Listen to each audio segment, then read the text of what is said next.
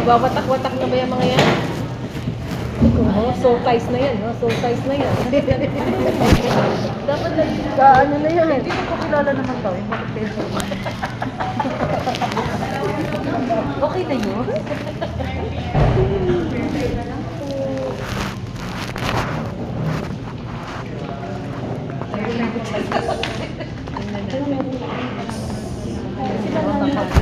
Teka ka muna po. Sure lang daw po. Sure talaga.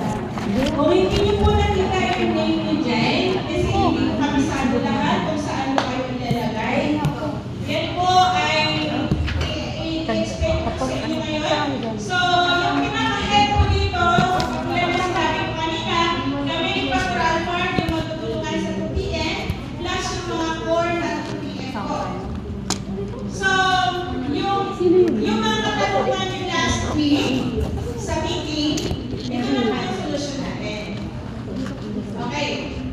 Yung una, marami na pong nag-aantay kung saan nagtuba sila, ano na ba yung mangyayari sa DG nila, sa DG group, pagtutuloy ba o hindi.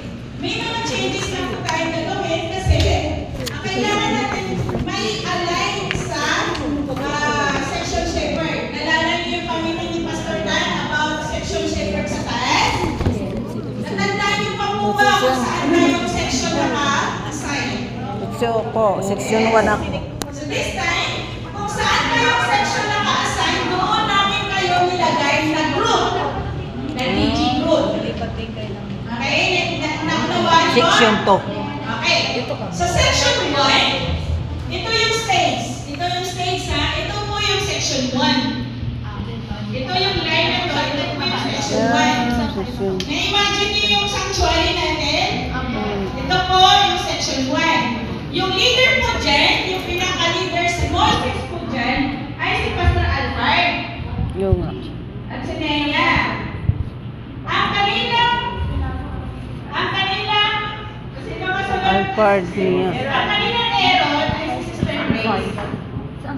Okay, so compare ko Si sila. Romel, si Ann, si Lodi.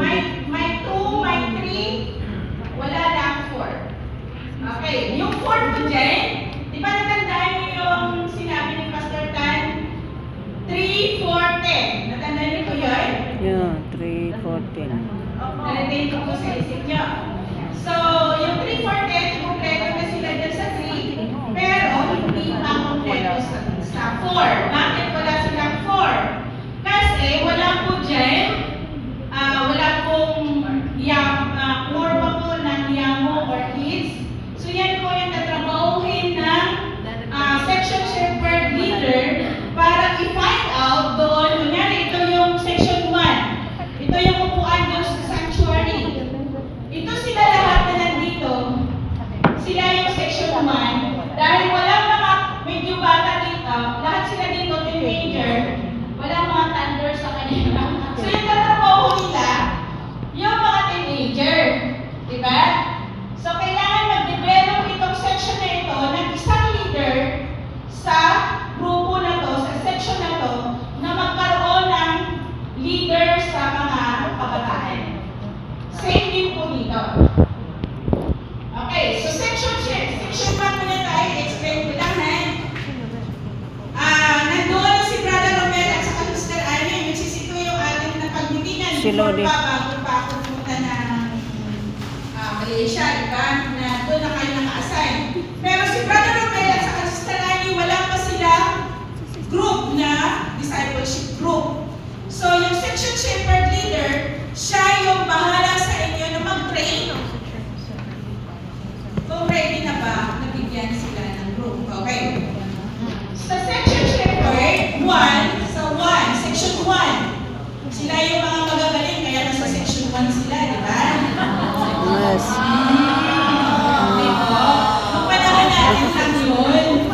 Di ba? May section 1, section 2, section 3. Pagka sa section 3, kaya talaga yung mga hindi ka naman nabigyan ng pansin ng teacher. Okay. Dahil si Aaron, si Sister Grace, ang kanyang hawak, si Sister Marlene, Sister Lodi, at saka si Sister Lydian. Hindi po ibig sabihin Nahawak ni Sister Grace, si Jennifer, si Rina, si Joy. Ibig po sabihin, si Ate Marlene, yung BG leader po dyan sa section 1, hawak niya si Jennifer, si Rina, si Joy, at saka si Lynn. Okay, Sister Ludi naman, hawak niya si Cherry, si Rain, at saka si Grace, si Eden, at saka si Nila. Okay.